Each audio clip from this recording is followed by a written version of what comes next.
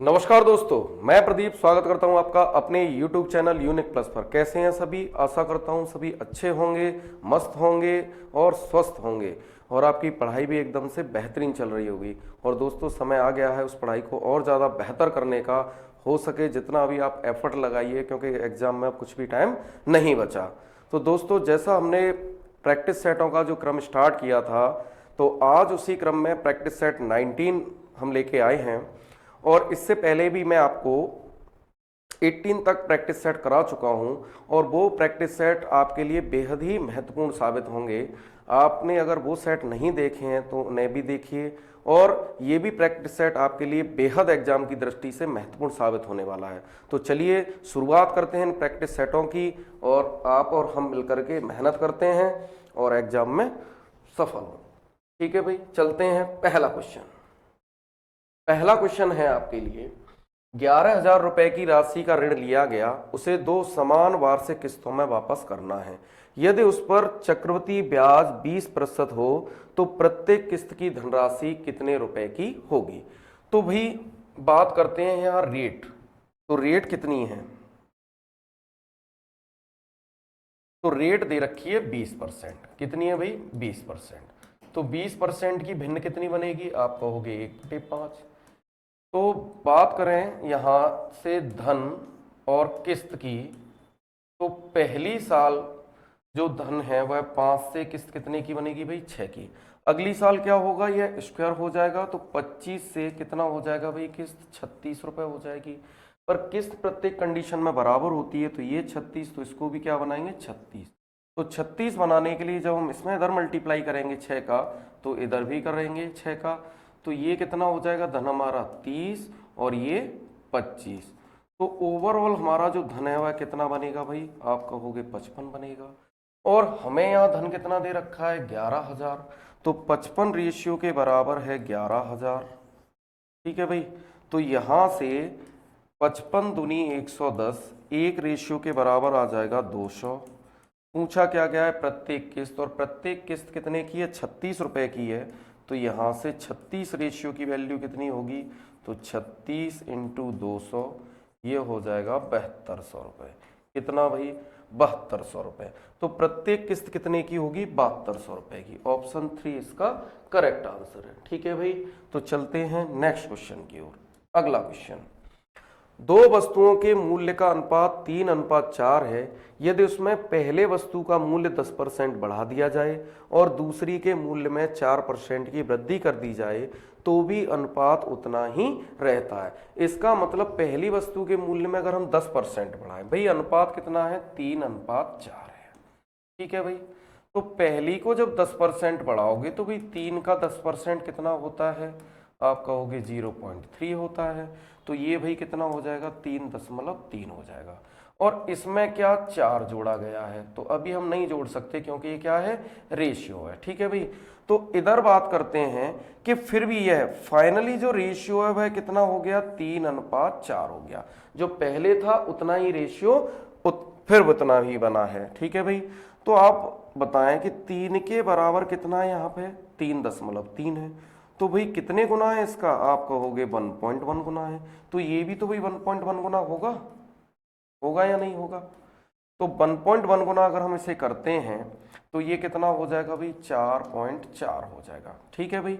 तो भाई 4 पहले था रेशियो और अब कितना हो गया? 4.4। कितना बढ़ गया? 0.4।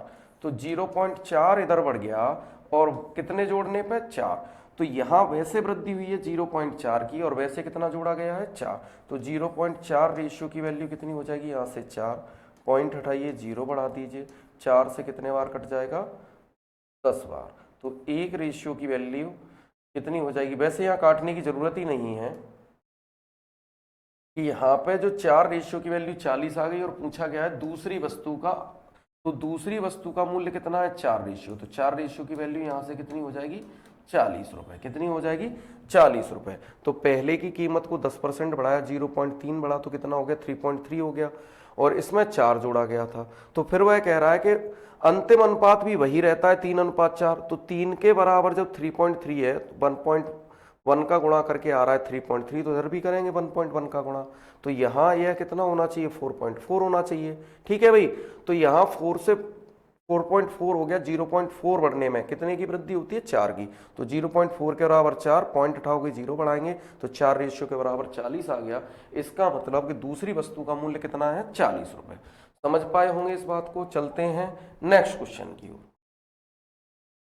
त्रिभुज एबीसी में ओ परिकेंद्र है, तो भाई एक त्रिभुज बना लेते हैं। ठीक है भाई, और त्रिभुज एबीसी में ओ क्या है परिकेंद्र है। ठीक है भाई, ओ परिकेंद्र हो गया, तो ओ परिकेंद्र है। ठीक है, तो परिकेंद्र होगा तो ये क्या हो जाएंगी परिवृत्त की त्रिज्याएं हो जाएंगी। ठीक है भाई, दोनों बराबर होंगी।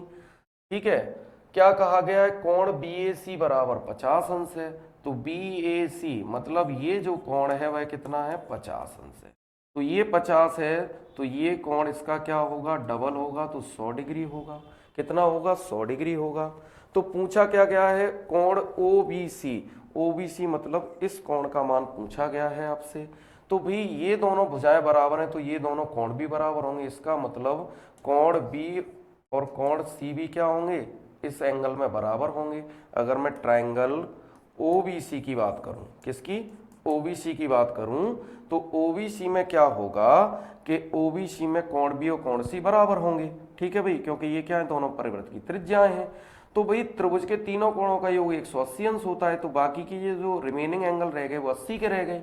और जब बराबर बराबर होंगे तो 80 को 2 से डिवाइड कर देते हैं, तो यहाँ से जो प्रत्येक एंगल है वह कितने का होगा 40 डिग्री का, तो ये 40 का हो जाएगा, तो ये भी कितने का 40 का। ठीक है भाई, तो पूछा क्या गया है कोण OBC, तो OBC कितने का हो जाएगा भाई 40 डिग्री का। ऑप्शन पहला इसका करेक्ट आंसर है। ठीक है भाई, समझ पाए होंगे।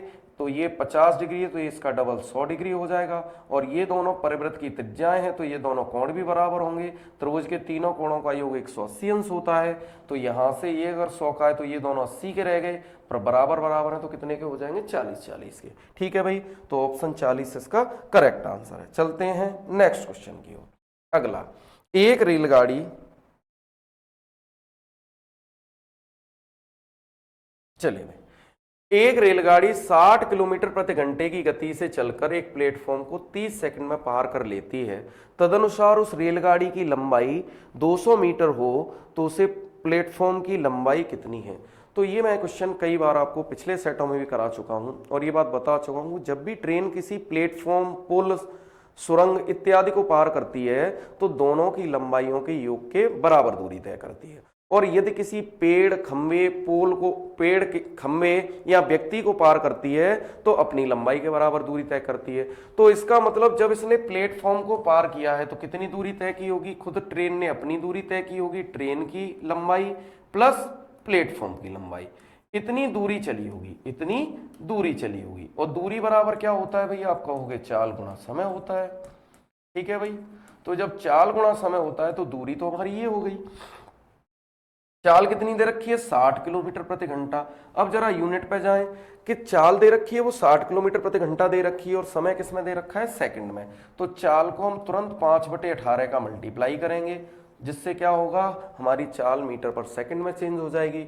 और इसको पार करने में समय कितना लगा है भाई, प्लेटफॉर्म को पार करने में 30 सेकंड का। ठीक है भाई, तो चाल दूरी बराबर चाल गुणा समय, इसे कैंसिल कर लेते हैं। 6 से कितने बार भाई, ये 3 बार कैंसिल होगा, ये 10 बार, और 3 से ये 10 बार, तो तीनों का गुणा करेंगे, 10 पंजे 50 और 50 धाम 500। ठीक है भाई, तो ओवरऑल इस दोनों की लंबाई कितनी हो जाएगी, ट्रेन और प्लेटफॉर्म की लंबाई ओवरऑल हो जाएगी 500 मीटर। और ये यहाँ पे किसकी दे रखी है, रेलगाड़ी की लंबाई। तो ट्रेन की लंबाई कितनी दे रखी है भाई, यहाँ से 200 प्लस प्लेटफॉर्म बराबर 500 हो गया, तो 200 इधर माइनस कर देंगे तो प्लेटफॉर्म की लंबाई कितनी हो जाएगी, तो 500 माइनस 200 बराबर 300 मीटर।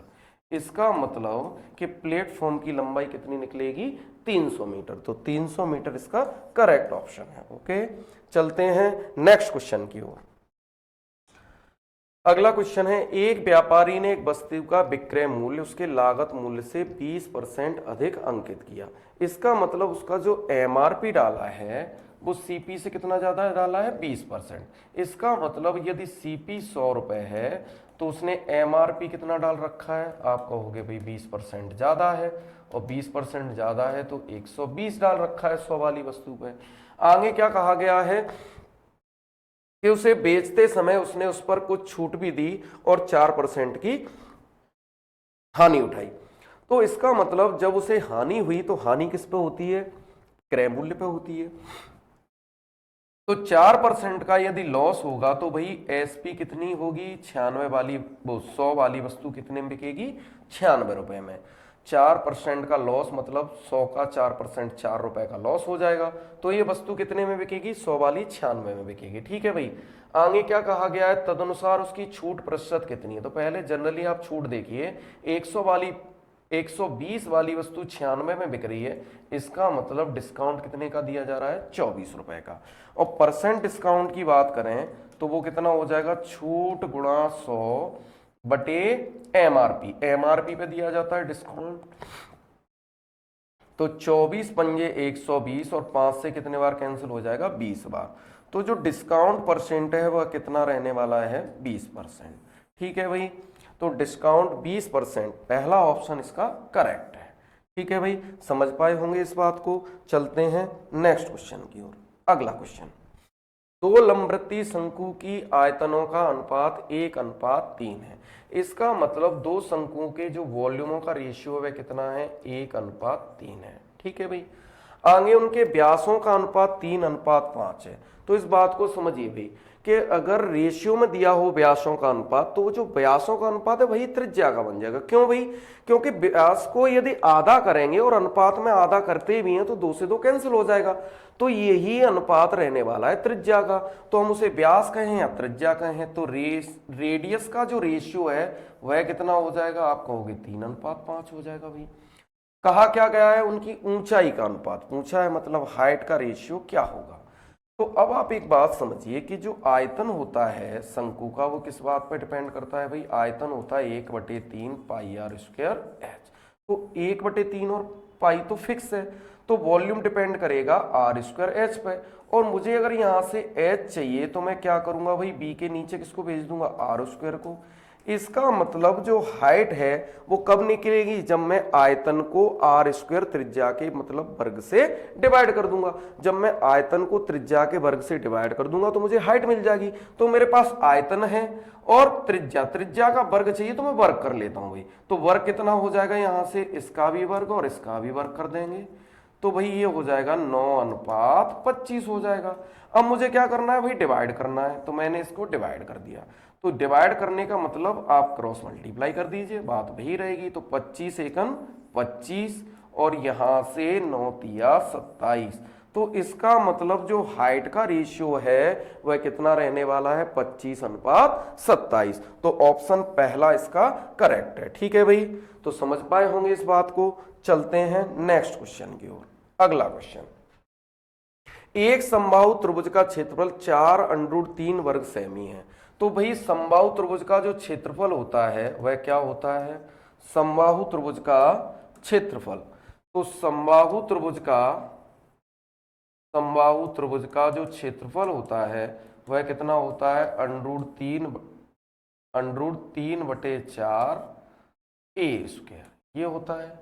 और वो हमें कितना दे रखा है भाई, इसके बराबर जो दे रखा है वो कितना दे रखा है, 4√3। तो भाई √3 से √3 कैंसिल हो जाएगा और ये यहाँ गुणा में पहुंचेगा तो ए स्क्वायर बराबर 4 गुणा 4 हो जाएगा। तो ए बराबर √ में 4 × 4, तो यहाँ से एक जोड़ा आ जाएगा, जोड़े में से एक निकल के बाहर।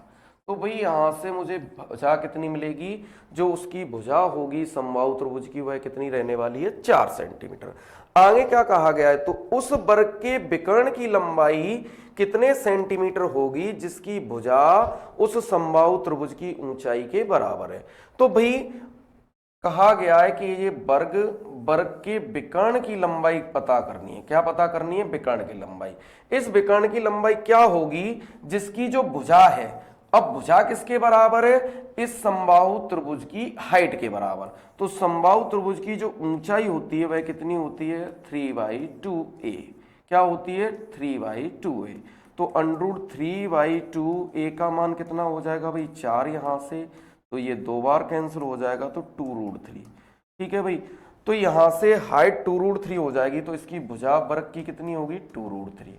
अब पूछा क्या गया है विकर्ण, और विकर्ण बराबर क्या होता है भाई, विकर्ण होता है वर्ग का a√2 भुजा √2, तो भुजा भाई कितनी है यहाँ 2√3 और इंटू √2, तो यहाँ से जो विकर्ण रहेगा वह 2√6 सेंटीमीटर।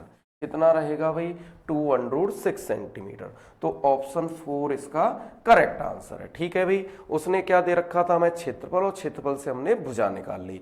फिर क्या कहा गया है कि एक ऐसे वर्ग के विकर्ण ज्ञात कीजिए, ऐसे वर्ग का विकर्ण ज्ञात कीजिए जो इसकी हाइट के बराबर जिसकी भुजा है। तो इसकी हाइट कितनी निकली 2√3, तो जब उस वर्ग की भुजा 2√3 होगी तो विकर्ण क्या होता है a√2, तो हमने इसकी जगह भुजा रखी, तो यहां से जो विकर्ण निकलेगा वो कितना निकलेगा 2√6 निकलेगा। तो समझ पाए होंगे इस बात को। चलते हैं नेक्स्ट क्वेश्चन की ओर। अगला क्वेश्चन, यदि 16 मेजों का लागत मूल्य 12 मेजों के विक्रय मूल्य के बराबर हो तो लाभ प्रतिशत ज्ञात करें। तो भाई 16 मेजों का सीपी, ठीक है भाई, बराबर है 12 मेजों के एसपी के। ठीक है भाई, तो यहां से 4 तिया 12, 4 चौक 16, इसकी वैल्यू इसके साथ होती है और इसकी वैल्यू इसके साथ। तो भाई सीपी अनुपात एसपी जो बनेगा वो कितना बनेगा 3:4 बनेगा। पूछा क्या गया लाभ प्रतिशत, तो लाभ भाई कितने का हो रहा है 1 रेशियो का, तो लाभ गुणा 100 बटे क्रय मूल्य, और क्रय मूल्य कितना है 3। तो प्रतिशत लाभ की अगर बात करें तो 100 बटे 3, इसका मतलब 33.33% इसका लाभ रहने वाला है। तो ऑप्शन पहला इसका करेक्ट है। ठीक है भाई, समझ पाए होंगे इस बात को। चलते हैं नेक्स्ट क्वेश्चन की ओर। एक बेलनाकार जार जिसकी आधार की त्रिज्या 15 सेंटीमीटर है। भाई बना लीजिए बेलनाकार जार, बना लिया भाई। ये आधार की त्रिज्या कितनी हो गई भाई, आर है वो कितनी है 15 सेंटीमीटर। आगे क्या कहा गया है, आगे कहा गया है कि 20 सेंटीमीटर ऊंचाई तक पानी है। तो मान लीजिए ये यहां तक पानी हो गया इसमें, और वो कितना है भाई 20 सेंटीमीटर। कितना है 20 सेंटीमीटर पानी से भरा हुआ है तल। आगे कहा गया है कि उसमें एक ठोस लोहे की गोलाकार गेंद जिसकी त्रिज्या 10 सेंटीमीटर। तो एक ये गेंद है और इसकी त्रिज्या कितनी है r बराबर 10 सेंटीमीटर। ठीक है भाई, पानी में पूरी तरह डुबोने के लिए डाली जाती है। अब इसे इसके अंदर डाला गया है। ठीक है भाई, तो इसको इसके अंदर डाल देते हैं भाई कलर चेंज करके। चलो भाई, इसके अंदर ये बॉल डाल दी गई है। अब बॉल अंदर जाएगी तो कंकड़ वाली और कोए वाली कहानी बनेगी। क्या बनेगी भाई, बॉल का जितना वॉल्यूम होगा उतना ही पानी ऊपर बढ़ेगा। ठीक है भाई, पानी का लेवल ये ऊपर बढ़ेगा कितना, जितना बॉल का आयतन होगा। बट अंतर क्या पड़ेगा कि जितना बॉल का आयतन होगा उतना जो पानी है वह सिलिंड्रिकल फॉर्म में बढ़ेगा। किस फॉर्म में बढ़ेगा भाई, क्योंकि बेलनाकार बर्तन है तो ये जो पानी का स्तर बढ़ेगा वह बेलनाकार रूप में बढ़ेगा। तो मान लीजिए इसकी जो हाइट है वह h बढ़ जाएगी। कितनी बढ़ जाएगी, h सेंटीमीटर ऊंची हो जाएगी। तो पूछा गया है कि तल में कितने सेंटीमीटर की वृद्धि होगी, तो हमने मान ली भी h सेंटीमीटर बढ़ जाएगा इस बॉल को डालने से। तो भाई इस बॉल को डालने से जो बॉल का आयतन होगा वही क्या हो जाएगा, बढ़े हुए पानी का आयतन। ठीक है भाई, तो गेंद का आयतन बराबर हो जाएगा, गेंद का आयतन बराबर हो जाएगा बढ़े हुए पानी का आयतन। ठीक है भाई, तो गेंद का आयतन क्या होगा भाई 4/3 पाई आर क्यू होगा। ठीक है, और बढ़ा हुआ पानी का स्तर बेलनाकार फॉर्म में बढ़ेगा तो भाई ये पाई आर स्क्वायर एच होगा। तो यहां से पाई से ये पाई कैंसिल हो गई, 4/3, और यहाँ पे जो वृत्त की त्रिज्या है वह 10 सेंटीमीटर है, तो 10 गुणा 10 गुणा 10 हो जाएगा। और यहाँ आर स्क्वायर, इसकी आर कितनी है 15 × 15, एच हमें ज्ञात करना है। काट पीट कर लेते हैं भाई, तो 5 तिया 15, 5 दूनी 10, 5 तिया 15, 5 दूनी 10। ठीक है भाई, कटेगा कुछ है नहीं, तो ये 3 त्रिका 9 और इसके नीचे आ जाएगा, तो h बराबर यहाँ हो जाएगा 4 दूनी 8, 8 दूनी 16 और 16 धाम के 160 बटे 3 यहाँ ऑलरेडी और 9 और नीचे आएगा तो कितना हो जाएगा 27। ठीक है भाई, तो हाइट यहां से जो निकलेगी वह कितनी निकलेगी 160 बटे 27, तो 27 पंजे कितना हो जाएगा 135, तो यहां से कितना बचेगा 25 बटे 27, तो लगभग ये 9 बार और जाएगा, तो पॉइंट में वैल्यू दे रखी है तो 5.92, इसकी जो वैल्यू निकलेगी लगभग 5.92 के समथिंग रहने वाली है। तो वही कितना स्तर बढ़ेगा पानी का 5.92 सेंटीमीटर। समझ पाए होंगे इस बात को। तो जब भी बॉल वगैरह सिलिंड्रिकल बर्तन में डाली जाती है तो उसका स्तर जो बढ़ेगा वह बेलनाकार रूप में बढ़ेगा, और कितना बढ़ेगा जितना बॉल का आयतन होगा। तो गेंद का आयतन बराबर हो जाएगा बढ़े हुए पानी का आयतन, बढ़े हुए पानी के स्तर का आयतन। ठीक है भाई, बढ़े हुए पानी का आयतन। ठीक है भाई, तो हमने दोनों के आयतन बराबर कर लिए और यहां से h की वैल्यू कितनी आ गई 5.92, तो 5.92 h की वैल्यू हो जाएगी। चलते हैं नेक्स्ट क्वेश्चन की ओर। अगला क्वेश्चन देखिए, वह सबसे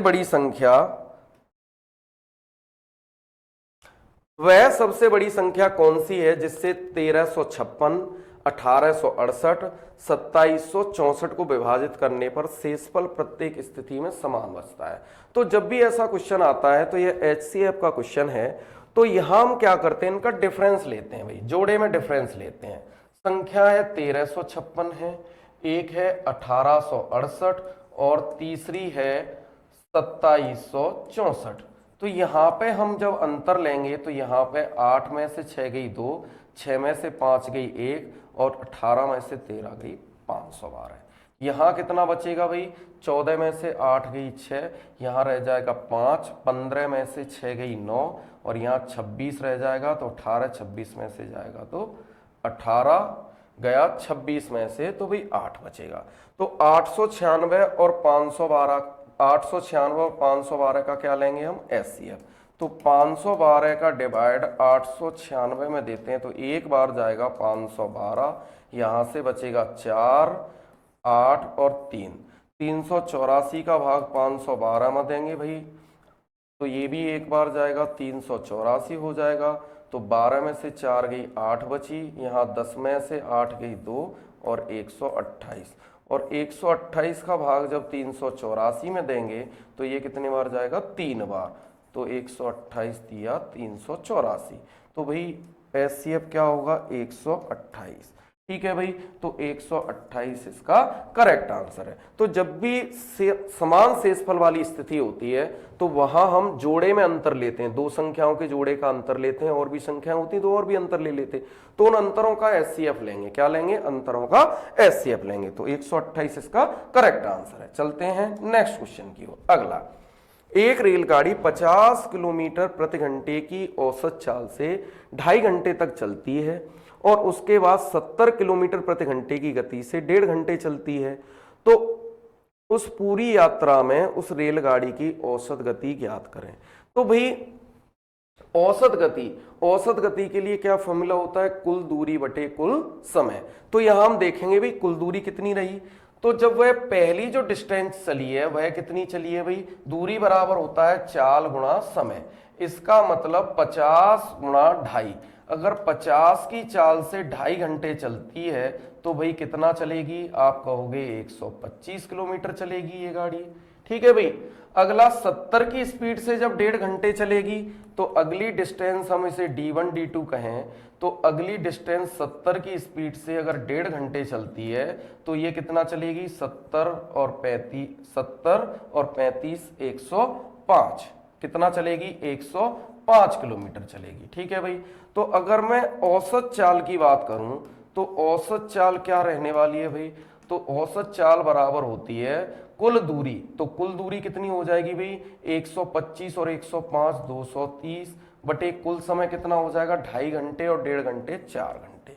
तो 4 से जब डिवाइड करेंगे तो 4 पंजे 20, 4 पंजे 20, 4 सत्ते 28 और 4 पंजे 20, तो 57.5 किलोमीटर प्रति घंटा इसकी क्या रहने वाली है, औसत चाल। तो औसत चाल कितनी रहेगी, 57.5 किलोमीटर प्रति घंटा।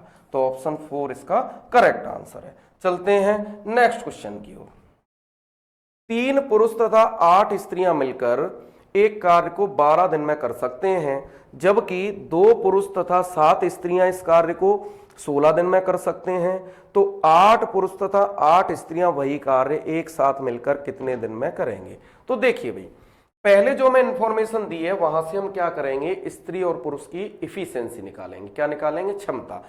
तो भाई बात कही गई है कि 3 मेल और 8 फीमेल, 8 स्त्रियां मिलके भाई इस काम को कितने दिन में कर रहे हैं, 12 दिन में।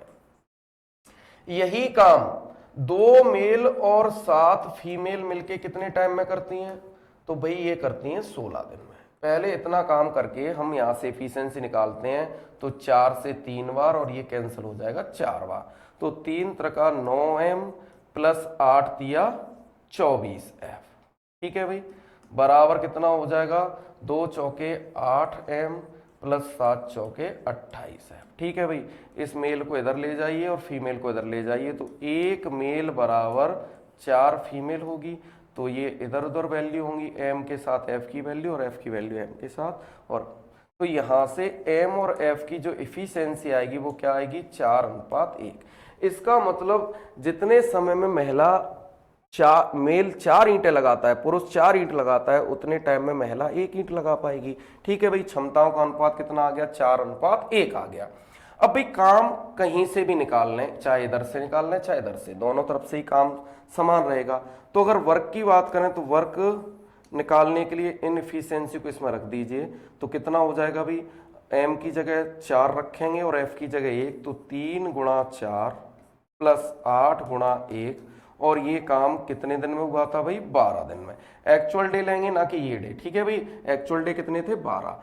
अब यही काम, ये काम कराना किस पे, 8 मेल और 8 फीमेल, ये मिलके कर देंगे इस काम को d दिन में। ठीक है भाई, तो यहां इसको जब हम सॉल्व करेंगे तो 4 तिया 12, 12 और 8 20 गुणा 12 हो जाएगा, बराबर यहां पे इनकी इफिशियंसी रखेंगे तो ये कितना हो जाएगा, 8 गुणा 4 प्लस के 8 इंटू डी। तो 8 चौक 32 और 8 कितना हो जाएगा, 40। कितना हो जाएगा, 40। तो 40 इंटू डी बराबर 20 गुणा 12।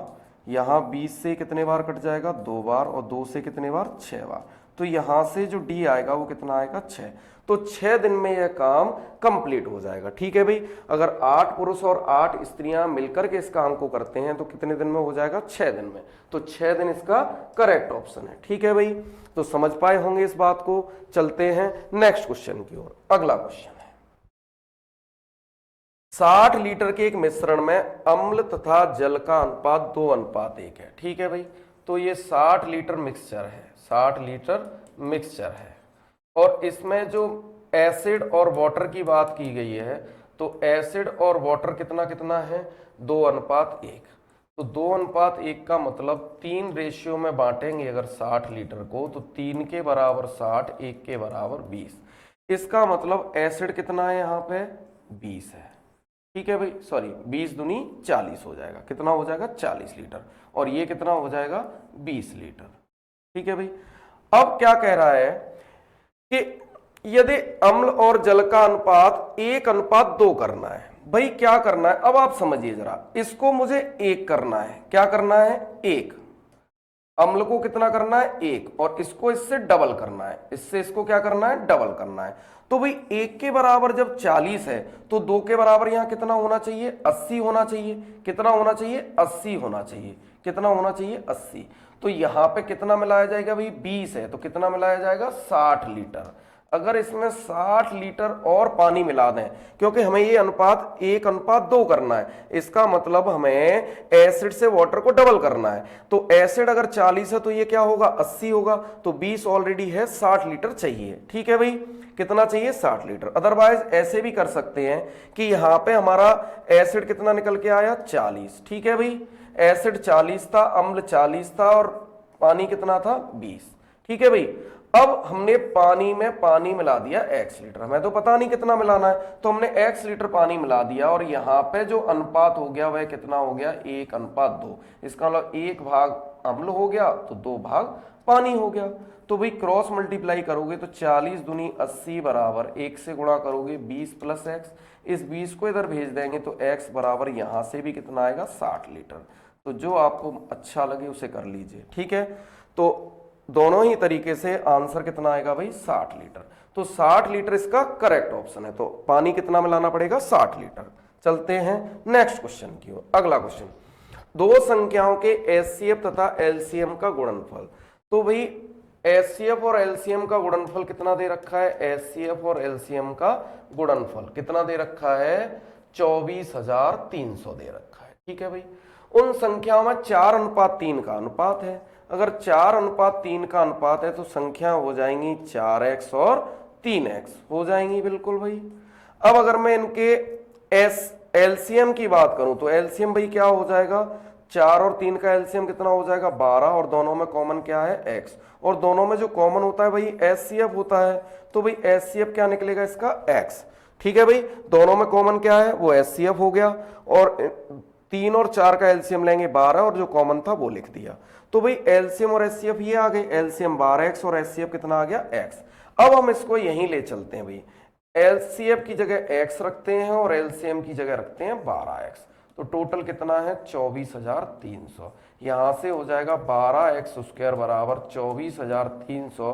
तो 12 से जब कैंसिल करेंगे तो 12 दूनी 24, ठीक है भाई, 3 भाग नहीं जाएगा 0, ठीक। अब कितना हो जाएगा 30 हो जाएगा। तो यहां से ये हो जाएगा 12 दूनी 24 और 12 60, तो 2025। तो x बराबर 2025 का स्क्वायर रूट लेंगे तो इसका इकाई अंक 5 है तो 5 आएगा, 2 डिजिट काट लीजिए। 20 किसके स्क्वायर के पास होता है आपका, हो गया 4 के स्क्वायर के पास, तो इसका स्क्वायर रूट कितना आएगा 45। तो जब स्क्वायर रूट 45 आ गया इसका मतलब x की वैल्यू 45 आ गई। अब पूछा क्या गया है एचसीएफ तथा एलसीएम का योग। तो भाई एचसीएफ और एलसीएम का योग कितना है 13x, कितना हो जाएगा 13x। तो 13x बराबर कितना हो जाएगा 45 गुणा 13, ठीक है भाई, क्योंकि x की वैल्यू 45 है। तो 13 पंजे 65 की 5, हासिल कितनी आएगी 6, 13 चौक 52, 52 और 6 58। तो यहां से जो एलसीएम और एचसीएफ का योग रहने वाला है वह कितना रहने वाला है 585।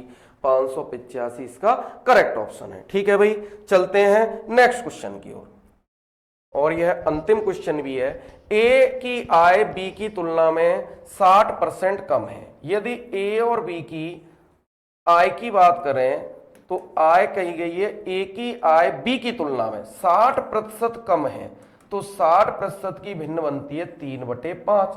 इसका मतलब यदि बी की आय 5 है तो ए की क्या है इससे 3 कम है, तो कितनी होगी ए की आय 2 रुपए।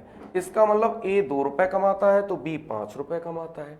आगे क्या कहा है, ए का व्यय बी के व्यय का 60% के बराबर है। अब सुनिए, बी के व्यय के 60%, यहां कम नहीं है, यहां सीधा सीधा 60% है। इसका मतलब व्यय की बात करें तो बी 5 रुपए व्यय करता है तो ए कितना करता है 3 रुपए, सीधा सीधा इसके 60% के बराबर है। तो भाई 60% की वैल्यू 3/5, तो ये 5 रुपए व्यय करता है तो ये 3 रुपए व्यय करता है। अब बात आगे क्या कही गई है कि ए की आय बी के खर्च के 70% के बराबर है। अब ए की आय और बी के खर्च की बात हुई है, तो ए की आय बी के खर्च के 70% के बराबर है। तो इस कंडीशन में हम क्या करेंगे, पहले तो इन दोनों को बराबर कर लीजिए, तब हम 70% बनाएंगे, ठीक है भाई। तो बराबर करने के लिए यहां कितने का मल्टीप्लाई करना पड़ेगा, ऊपर कर दीजिए 5 का मल्टीप्लाई और नीचे कर दीजिए 2 का मल्टीप्लाई, ठीक है भाई। उससे क्या होगा कि ये बराबर हो जाएंगे। देखो 5 दूनी 10 हो जाएगा और ये भी 10 हो जाएगा। तो जब ए और बी की, इसकी आय और इसके व्यय बराबर हो जाएंगे, अब कहा गया है उस पर आएंगे। उसने कहा कि ए की आय बी के खर्च के 70% के बराबर है, मतलब इसके 70% के बराबर है। तो 70% की फ्रैक्शन होती है 7/10, ठीक है भाई। तो ए में मल्टीप्लाई, क्योंकि ए की तो आय है 70%, तो इसमें 7 का मल्टीप्लाई कर देंगे और इसमें 10 का। तो जब मल्टीप्लाई करेंगे तो 35 का मल्टीप्लाई 2 में करोगे तो 35 दूनी 70 और 35 पंजे हो जाएगा 175। ठीक है भाई, यहां 20 का गुणा करेंगे तो 20 तिया 60 और 20 पंजे 100। ठीक है भाई, अब ये हमारी नई आय और व्यय हो गई। तो यहां पे पूछा क्या गया है, ए और बी की बचत का अनुपात। तो यहां से ये कितने रुपए की बचत करेगा, 10 की। ये कितने की करेगा, 75 की। तो अनुपात बना देंगे, तो 5 से ये 2 बार और ये 5 से 15वां। तो 2:15 इसका करेक्ट ऑप्शन है। तो 2:15 इसका करेक्ट ऑप्शन है। ठीक है भाई, तो आज का सेशन जो 15 क्वेश्चनों का था वह यहीं समाप्त होता है। यदि आपको वीडियो पसंद आया हो तो ज़्यादा से ज़्यादा चैनल को शेयर करें, सब्सक्राइब करें और शेयर करें। ठीक है भाई, धन्यवाद। और यह जो प्रैक्टिस सेट है आपके लिए बेहद ही महत्वपूर्ण साबित होने वाले हैं, तो कोशिश कीजिए कि एग्जाम से पहले इन प्रैक्टिस सेटों को करके जाएं। ठीक है, धन्यवाद भाई।